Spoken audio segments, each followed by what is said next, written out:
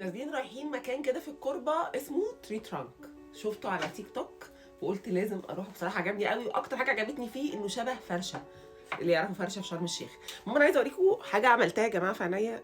بصوا، انا حطيت ايلاينر بني، قولوا لي والنبي حلو.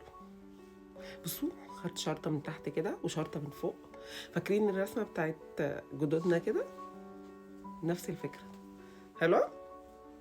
هلبس بقى اوريكم هلبس ايه. لبست كده البلوفر ده، عباره عن بطانيه بس عشان الجو ساقع، وقلنا بقى نلبس اورنج كده عشان الفالنتاين، مش هنلبس احمر. خارجه مع صحابي يعني. وهحط فريده، عيد الحب الصديق، الاصدقاء والعائله. هحط الليب جلاس ده. بيت حلاوتي.